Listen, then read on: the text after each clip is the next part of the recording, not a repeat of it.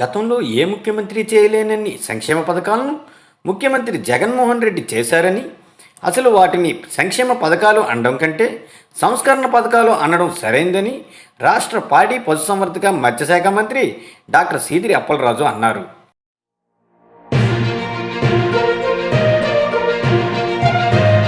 శ్రీకాకుళం జిల్లా పలాసకాశిబుగ్గ మున్సిపాలిటీ మంత్రి క్యాంపు కార్యాలయంలో నిర్వహించిన ప్రెస్ మీట్లో సీదిరి పాల్గొన్నారు.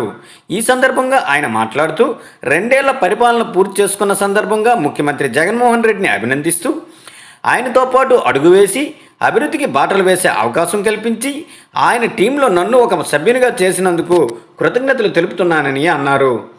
2 ఏళ్ల పాలనలో కోవిడ్ కారణంగా ఆర్థిక ఇబ్బందులు ఉన్నప్పటికీ ప్రజలకు ఇచ్చిన మాట కోసం సంక్షేమ పథకాలను అమలు చేయడమే కాకుండా అభివృద్ధి వైపు అడుగులు వేయించిన ఘనత ఒక్క జగన్మోహన్ రెడ్డిదేనని, నాటి పాదయాత్రలో ప్రతి పేదవాడి గుండెని తాకిన నేత జగన్ ఒక్కరేనని, పేదల కష్టాలకు ప్రతిరూపాలే నవరత్నాలని ఆయన అన్నారు. సచివాలయాలు, వాలంటరీ వ్యవస్థ లేకుంటే కరోనాను ఎదుర్కొనగలిగి ఉండేవాళ్ళమా అని ప్రశ్నించారు. 2 సంవత్సరాలు పూర్తి చేసుకున్నటువంటి గౌరవ ముఖ్యమంత్రి గారికి హృదయపూర్వకమైనటువంటి శుభాకాంక్షలు తెలియజేస్తూ, మరి ఆయన టీంలో నేను కూడా ఒక మెంబర్గా ఉండడం నేను చాలా గర్వపడతా ఉన్నాను. ఈ సందర్భంగా మీకు అందరికీ తెలియజేస్తాను. అత్యంత ప్రధానమైనటువంటిది ఈ 2 సంవత్సరాల పరిపాలనలో మీరు ఒకసారి తీసుకోండి. సంవత్సర కాలం పూర్తిగా కరోనా కారణంగా పరిపాలన అడకేసినటువంటి వైన్ ఇది ఆంధ్రప్రదేశ్లోనే కాదు, భారతదేశం మొత్తం మీద, ప్రపంచంలో అనేక దేశాల్లో కూడా ఇదే రకంగా మనందరికీ తెలుసు. మరి ఇలాంటి పరిస్థితుల్లో ఒక మొక్కవని ధైర్యం, ఒక సడలని సంకల్పంతో గౌరవ ముఖ్యమంత్రి గారు ఆర్థిక ఇబ్బందులు ఉన్నా సరే, అత్యంత ప్రధానమైనటువంటి విషయం ఇది, ఆర్థిక ఇబ్బందులున్నా నా రాష్ట్రంలో పేదవాడు అనేవాడు ఎవ్వడూ కూడా ఇబ్బంది పడకూడదు, నా రాష్ట్రంలో ఆకలి చావు అనేది ఉండకూడదు, కోవిడ్ అనేది ప్రజలను ఎవరిని కూడా ఇబ్బంది గురి చేయకూడదు అన్నటువంటి ఉద్దేశంతో ప్రతి పేదవాడికి కూడా సంక్షేమ పథకాలు డైరెక్ట్ బెనిఫిట్ ట్రాన్స్ఫర్ ద్వారా, డీబీటీ ద్వారా నేరుగా బెనిఫిషరీ ఖాతాలోనే జమ చేయటం. దీనిలో ఎలాంటి మధ్యవర్తిత్వం లేదు, ఎక్కడ ఒక్క రూపాయి, ఒక్క పైసా కూడా లీకేజ్ అనేది లేదు. చూసుకోండి, గతం స్వాతంత్రం వచ్చిన దశాబ్దాలు అయిన తర్వాత ఏ రోజైనా సరే అవినీతి రహిత పరిపాలన మనం చూసామా? ఈ సందర్భంగా మిమ్మల్ని అందరిని అడుగుతాము. మరి అలాగే శాచ్యురేషన్ మోడ్, పారదర్శకంగా, పార్టీలకు అతీతంగా, రాజకీయాలకు అతీతంగా, వర్గాలకు అతీతంగా జగన్మోహన్ రెడ్డి గారు చేసినటువంటి ఈ 2 సంవత్సరాల పరిపాలన గతంలో ఎన్నడూ జరగలేదు. ఇది రాబోయే తరాలకి, ఇతర రాష్ట్రాలకి ఒక దిక్సూచి లాంటి పరిపాలనగా మనం చెప్పవచ్చు. మరి అలాగే పరిపాలనలో తీసుకొచ్చినటువంటి చాలా ప్రధానమైనటువంటి మార్పు ఈ సచివాలయ వ్యవస్థ. మీరు ఒకసారి గమనించండి, నిజంగా ఈరోజు ఈ గ్రామ సచివాలయాలు, దానికి అనుసంధానంగా ఉన్నటువంటి వాలంటీర్ సిస్టమ్ అనేది లేకపోయి కోవిడ్ ఏ రకంగా హ్యాండిల్ చేయగలమా? ఈరోజు ఒక ప్రభుత్వం నిర్ణయం తీసుకుంటే సాయంత్రానికల్లా డోర్ స్టెప్ దగ్గర ఇంప్లిమెంట్ చేయగలిగినటువంటి ఒక బలమైనటువంటి వ్యవస్థ మన రాష్ట్రానికే సొంతం. ఈరోజు అన్ని రాష్ట్రాలు మనం చూసి నేర్చుకుంటున్నాయి. ఇలాంటి ఒక వ్యవస్థ మనం కూడా ఉంటే బాగుంటుంది. ఈ వ్యవస్థ వల్ల వీళ్ళు కోవిడ్ని చాలా విజయవంతంగా హ్యాండిల్ చేయగలుగుతున్నారు అన్నటువంటి భావన ఇతర రాష్ట్రాల్లో కావచ్చు, ఇతర దేశాల్లో కూడా ఈ వ్యవస్థ పట్ల చాలా హ్యూజ్ అప్లాజ్ వచ్చిందని కూడా ఈ సందర్భంగా మీకు అందరికి తెలియజేస్తాము. స్వాతంత్రం వచ్చిన తరువాత, ఆంధ్రప్రదేశ్ రాష్ట్రం ఏర్పడిన తరువాత ఈ గ్రామ సచివాలయ వ్యవస్థ అనేది ఒక పెద్ద మార్పు అని ఈ సందర్భంగా మీకు అందరికీ నేను తెలియజేస్తాను. ఈ గ్రామ సచివాలయ వ్యవస్థ అంటే ఇదో కేవలం 11 మంది ఉద్యోగాలు వేసి అక్కడ వాళ్ళ వాలంటీర్స్ ని అనుసంధానంగా వేసేయడం కాదు. గ్రామ స్థాయిలో వాణిజ్యాన్ని పెంపొందించాలన్నటువంటి ఒక లక్ష్యంతో, గ్రామ స్వరాజ్యమే సాధించాలన్నటువంటి ఒక లక్ష్యంతో తీసుకొచ్చినటువంటి ఒక గొప్ప వ్యవస్థ సచివాలయ వ్యవస్థ. ఈరోజు గ్రామాల్లో ఇప్పటికే కొన్ని జిల్లాల్లో మనం లాంచ్ చేసాం. సహకార వ్యవస్థని మెరుగుపరుచుకుంటూ అతి త్వరలోనే జనతా బజార్లు కావచ్చు, సచివాలయానికి అనుసంధానంగా రేపు పొద్దున్న రాబోతున్నటువంటి మల్టీ ఫెసిలిటీ సెంటర్స్ కావచ్చు, ఇవన్నీ గ్రామీణ వాణిజ్య వ్యవస్థని సమూలంగా మార్చబోతా ఉన్నాయి. గ్రామ స్వరాజ్యం నిజంగా ఈ సచివాలయ వ్యవస్థ ద్వారా మనం సాధించుకోగలుగుతా ఉన్నామని చెప్పి సందర్భంగా మీకు అందరికీ నేను తెలియజేస్తాను. అత్యంత ప్రధానమైనటువంటి మార్పు ఇది పరిపాలన. Secretariat system, transparency and corruption free governance. చాలా నిజానికి ఇది ఎంతో ధైర్యం ఉంటే తప్ప, ఇది చాలా బలమైనటువంటి సంకల్పం ఉండాలి. ఇది జగన్మోహన్ రెడ్డి లాంటి వ్యక్తులే చేయగలరు తప్ప మామూలు రాజకీయ నాయకులు ఎవరు ఇంత దృఢంగా పరిపాలన చేయలేరని నేనైతే భావిస్తాను. మరి ఇకపోతే ఈ 2 సంవత్సరాల కాలంలో సుమారుగా 1,31,000 కోట్ల రూపాయలు నేరుగా బెనిఫిషరీస్ ఖాతాలో జమ చేశాం. ఇందులో 95,000 కోట్లు బెనిఫిషరీ ఓరియంటెడ్, అవన్నీ బెనిఫిషరీ ఓరియంటెడ్. అలాగే 36,000 పైబడి కోట్లు నాన్ బెనిఫిషరీ ఓరియంటెడ్, అంటే స్కీమ్ బేస్డ్ లో పేద ప్రజలకు ఇచ్చినటువంటి 1,31,000 కోట్ల రూపాయలు ₹1 లంచం లేకుండా, ₹1 లీక్ అవ్వకుండా జగన్మోహన్ రెడ్డి గారు అక్కడ బటన్ క్లిక్ చేయటం, బెనిఫిషరీ ఖాతాలో జమ చేయటం. ఎప్పుడైనా విన్నామా? ఎవరికైనా ఇది సాధ్యపడిందా? గతంలో ఏదైనా ఒక చిన్న పథకం కావాలి అంటే జన్మభూమి కమిటీలను, ఆ కమిటీలను, ఈ కమిటీలను, రకరకాల కమిటీలు, వాళ్ళకి లంచాలు, ప్రజలందరూ మండల ఆఫీసుల చుట్టూ తిరగడం, ఇవన్నీ ఈరోజు మనకి ఎక్కడ లేదు. ఈరోజు గవర్నెన్స్ పూర్తిగా ప్రజలకు అందుబాటులోకి తీసుకుని వచ్చారు జగన్మోహన్ రెడ్డి. ఇది అత్యంత ప్రధానమైనటువంటి మొట్టమొదటి విజయం. పోతే అందరూ కూడా మాట్లాడుతూ సంక్షేమానికి పెద్దపీట వేశారు, అభివృద్ధి కార్యక్రమాలు చేయటం లేదని మాట్లాడుతుండడం మనం అందరం చూస్తున్నాం. ముఖ్యంగా ప్రతిపక్ష నాయకులు. ఈవెన్ విశ్లేషణలో కూడా చూస్తే జగన్మోహన్ రెడ్డి గారు చెప్పిన మాట ప్రకారం చేస్తున్నారు, చాలా సంతోషం అని, సంక్షేమానికి చాలా బ్రహ్మాండంగా కేటాయింపులు చేస్తున్నారని, అభివృద్ధి కార్యక్రమాలని నిలుపుదల చేసేస్తున్నాం అన్నటువంటి కొన్ని విశ్లేషణలు కూడా మనం చూస్తున్నాం. ఈ సందర్భంగా నేను అసలు అభివృద్ధి అంటే ఏమిటి అన్నటువంటి విషయాన్ని ఒకసారి మనం నిర్వచించుకోవాలి. ఈరోజు ఏంటి అభివృద్ధి అంటే ఏమిటి? అసలు అభివృద్ధిని కొలవడానికి ఏమైనా పారామీటర్స్ ఉన్నాయా అన్నటువంటి విషయాన్ని సైతం మనం ఒకసారి నిర్వచించుకోవాలి. ఒకసారి దీనికి పారామీటర్స్ ఉన్నాయి. యునైటెడ్ నేషన్స్, ఐక్యరాజ్య సమితి వాళ్ళు హ్యూమన్ డెవలప్మెంట్ ఇండెక్స్ అని ఒక ఇండెక్స్ తయారు చేశారు. ప్రతి సంవత్సరం కూడా ఇండెక్స్ లో ఈ పలానా దేశం ఈ స్థానంలో ఉంది, పలానా రాష్ట్రం ఆ దేశంలో ఈ స్థానంలో ఉంది అన్నటువంటి ర్యాంకింగ్స్ ఇస్తూ ఉంటారు ఐక్యరాజ్య సమితి ఈ హ్యూమన్ డెవలప్మెంట్ ఇండెక్స్ ఆధారం చేసుకుంది. మరి ఏమిటి హ్యూమన్ డెవలప్మెంట్ ఇండెక్స్ అంటే? హ్యూమన్ డెవలప్మెంట్ ఇండెక్స్ అంటే మానవ అభివృద్ధి సూచిక దీనిలో 3 పారామీటర్స్ని కొలమానంగా తీసుకుంటాం. ఒకటి లైఫ్ ఎక్స్పెక్టెన్సీ, అంటే వాళ్ళ జీవిత కాలానికి సంబంధించిన, అంటే ఆ దేశంలో ఉన్నటువంటి ఆరోగ్య పరిస్థితులను అంచనా వేసేటటువంటి పారామీటర్.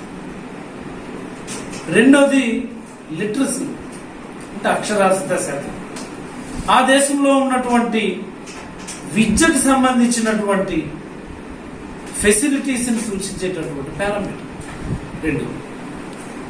మరి మూడోది పెర్ క్యాపిటా ఇన్కమ్, అంటే తలసరి ఆదాయం. ఈ 3 పారామీటర్స్ లో ఏ దేశం కోఎఫిషియంట్, అంటే దాని విలువ ఎంత అన్నటువంటిది లెక్కగట్టి, విద్యాపరంగా మీరు ఈ మార్పులు చేసుకోవడం వల్ల మీ ఇండెక్స్ పెరుగుతుందని, వైద్యపరంగా ఈ మార్పులు చేసుకోవడం వల్ల మీ ర్యాంకింగ్ మెరుగవుతుందని, పెర్ క్యాపిటల్ ఇన్కమ్ పెరగడానికి అవసరమైనటువంటి సూచనలు కూడా ప్రతి దేశానికి, ప్రతి రాష్ట్రానికి ఐక్యరాజ్య సమితి సూచిస్తూ ఉంటుంది ఎవ్రీ ఇయర్.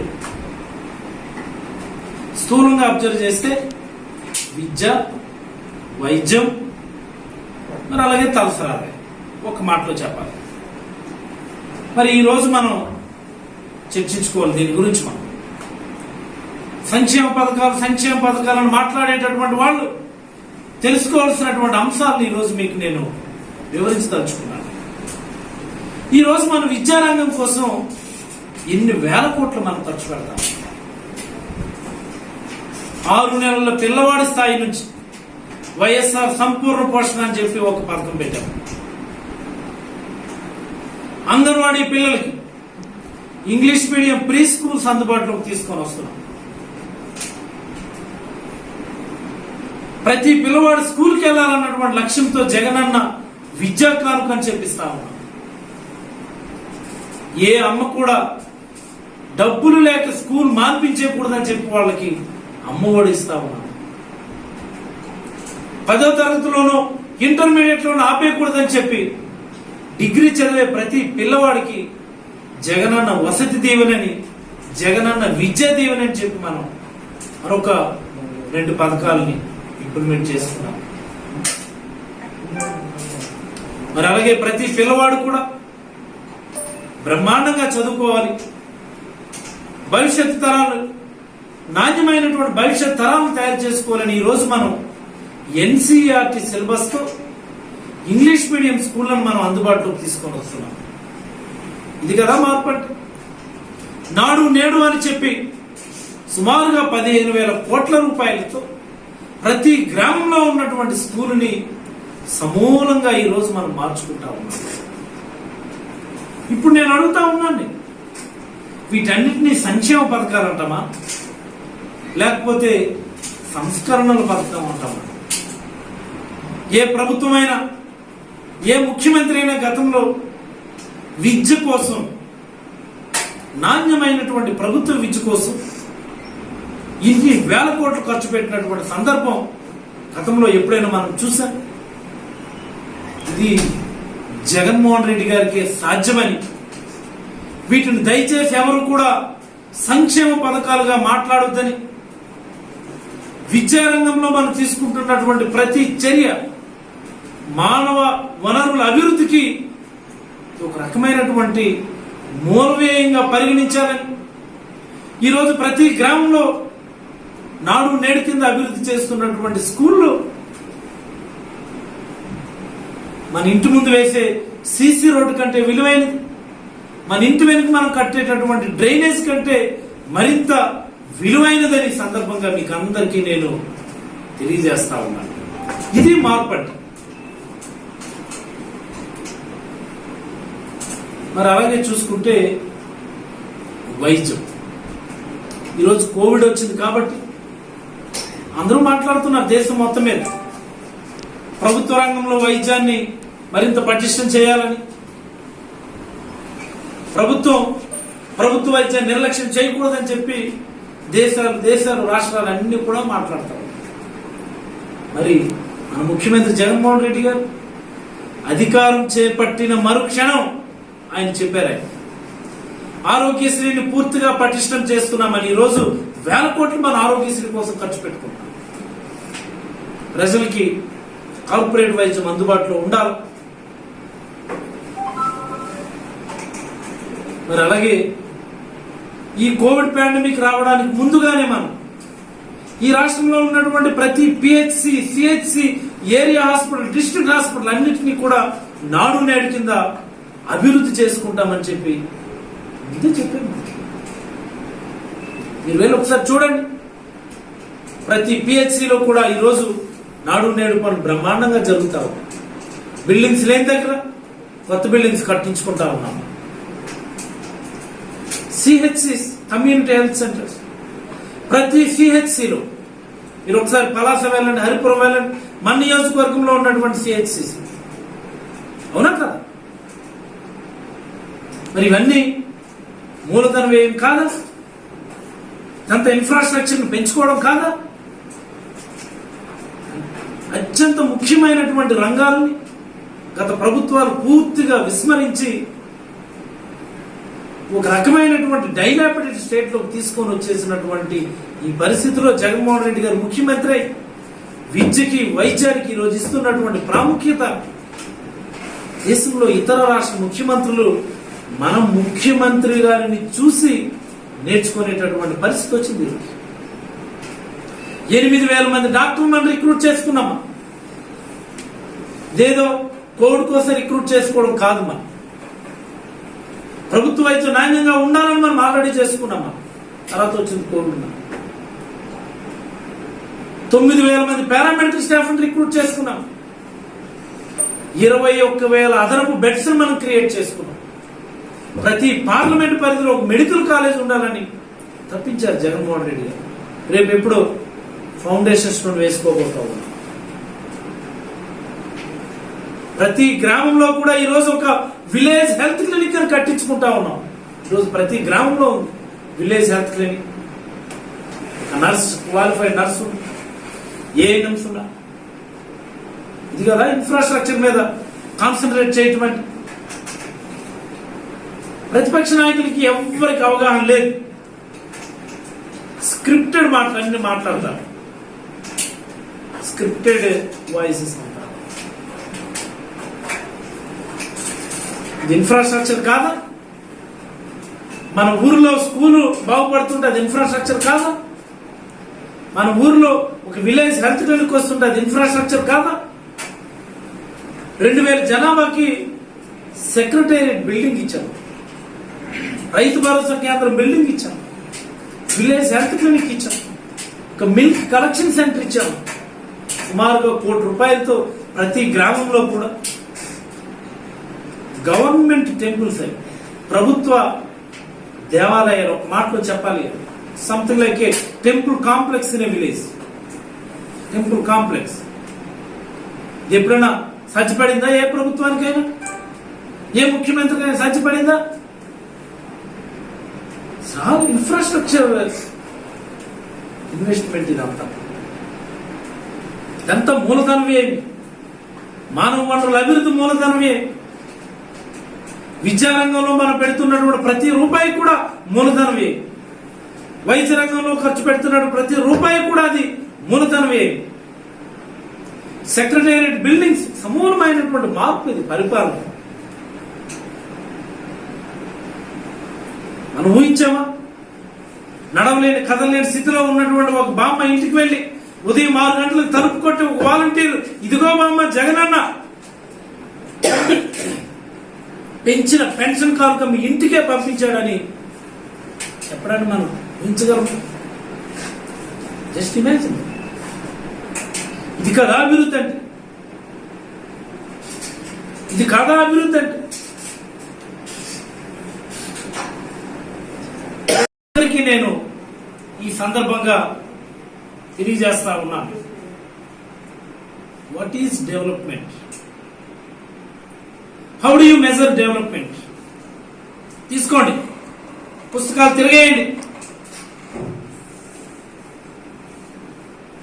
నిపుణులతో మాట్లాడుకోండి, తెలుసుకోండి. డెవలప్మెంట్ అంటే ఏంటి? డెవలప్మెంట్ ఏ రకంగా మనం కొలుస్తాం, ఏం చేస్తే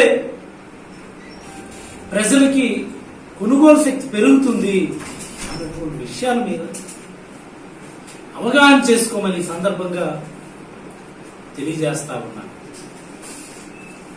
ఏదో జగన్మోహన్ రెడ్డి గారు ఆషామాషిగా చేసేటటువంటి వ్యవహారం కాదు ఇది. కోట్లాది మందిని కలిసినటువంటి అనుభవమై, కలిసి నేరుగా మాట్లాడినటువంటి అనుభవమై. ఎవరైనా ఉన్నారా దేశంలో అలాంటి వ్యక్తి? నేరుగా మాట్లాడినటువంటి, కోట్లాది మంది కష్టాలని దగ్గరుండి చూసిన వ్యక్తి జగన్మోహన్ రెడ్డి. లక్షలాది పూరి గుడిసెల్ని స్వయంగా సందర్శించిన వ్యక్తి జగన్మోహన్ రెడ్డి.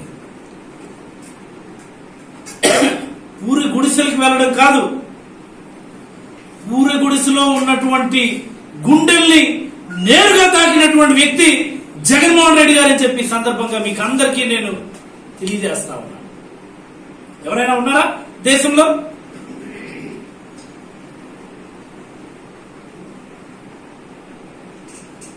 ఆ అనుభవాలన్నీ ఈరోజు ప్రజలకి ఏమి చేస్తే మంచి జరుగుతుంది, ప్రజలకి ఏమి చేస్తే బాగుంటారు అన్నటువంటి స్థిరమైనటువంటి ఆలోచనలు చేసుకోండి. వాటిని నవరత్నాల రూపంలో, పథకాల రూపంలో ప్రతి పేదవాడికి నేరుగా ఇంటికి చేరవేయగలుగుతున్నటువంటి ఘనత జగన్మోహన్ రెడ్డి గారు. ఆయన పరిపాలనకి